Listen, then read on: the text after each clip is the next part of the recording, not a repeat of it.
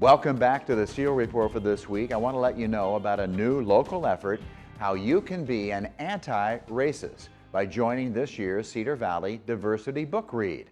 Today we're going to hear from two members of that Cedar Valley team, the Reverend Kathy Young and Joy Briscoe of the Waterloo Community School District. This is actually the community-wide book read. Each year you and I would do a book read that really addressed issues that were concerning our community at that time. So they've done book reads about racism and other things associated with that. But this year, in the current state and climate, but the way our community has decided to be really intentional and really breaking down barriers, we thought it'd be something really important for us to do if we actually came together as a community to have some of these critical discussions. And so we're extremely excited because pretty much all the organizations we've mentioned it to have stepped up and said, yes, we want to be a part of it. And all of this is going to be based on one particular book, isn't it? So tell everybody about that. Our whole project is based on How to Be an Anti-Racist by Ibram Kendi, and he's a national best-selling author. He's done a phenomenal job of setting a tone for us to have really critical conversations here in our community. As both of you have worked on this project, Pastor Young, what have you learned from this book as a white person? And what I have learned from this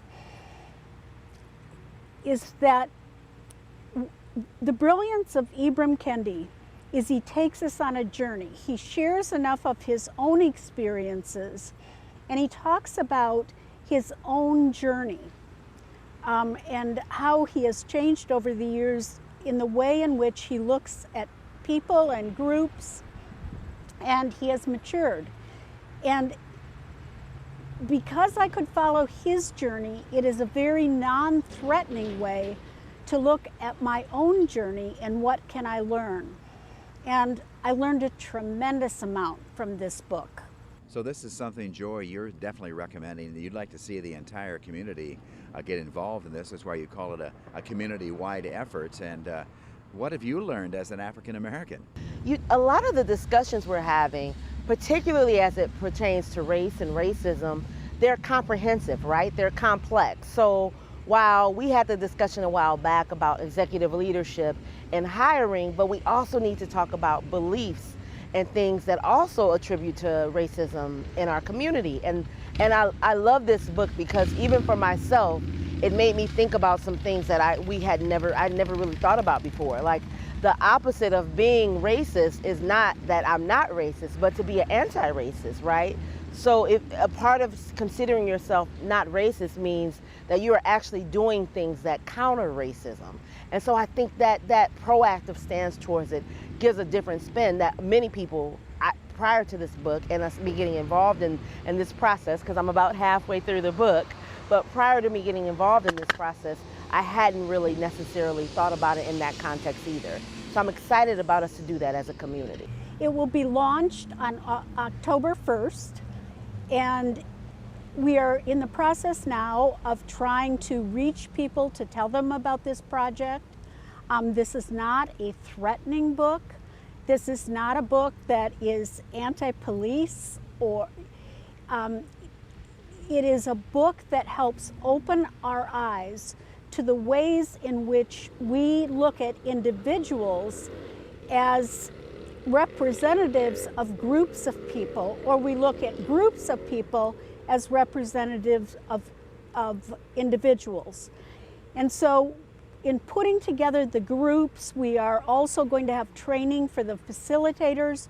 We're hoping the small groups, which will mostly be done through Zoom, but they also can be Facebook, they can be live if people feel comfortable, and we're also going to give people an access to a free conference calling app so that there are multiple ways that people can get together, but we don't want the groups to go over 20 people. And we are training the facilitators. Then on October 1st, we hope that all people will begin to read the book. And on Thursday nights, there will be panels from various fields. One is law enforcement, one is education, one is business leaders, another is politicians and community leaders.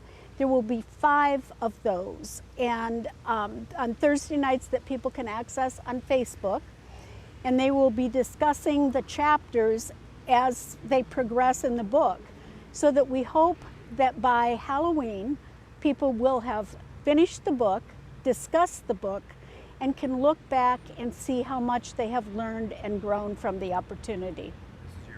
We're doing everything virtually now, so how can people Yes. get involved in this? What do you want people to do?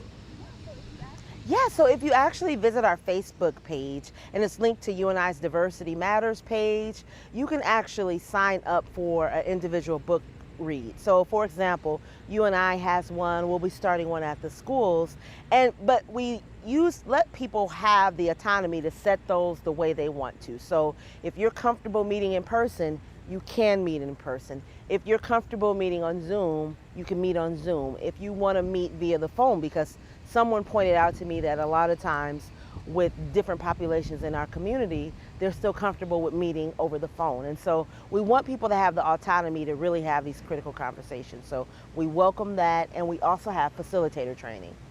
There is a particular Facebook page, and then there are several emails that people who have questions can contact us, and hopefully the media will help distribute that.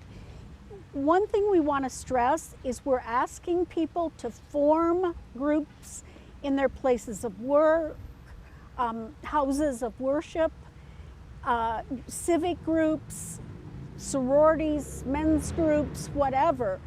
But we also are reaching out to individuals, because individuals can sign up. They'll be assigned to a group and given a facilitator.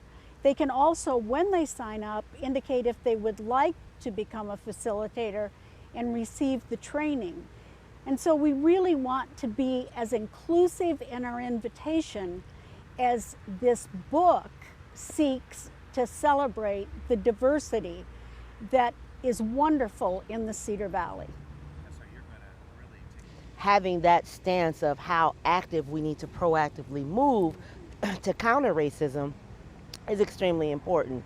And one of the things Kathy and I were just chatting about is even myths, like how oftentimes people associate crime with race, when essentially crime is associated with opportunity. When people have higher employment levels, there's lower amounts of crime. And that's across the gamut. That's not for blacks, that's not for whites, that's for people in general. And so I love that this will open up the door for us to have more of those conversations. We hope that this book and the ensuing discussions and our celebrity panels will help give ideas at a grassroots level for ways in which then we can move into action steps. Because racism and phobias of different people or groups contribute to systemic racism, and we really want to see, one thing the book says is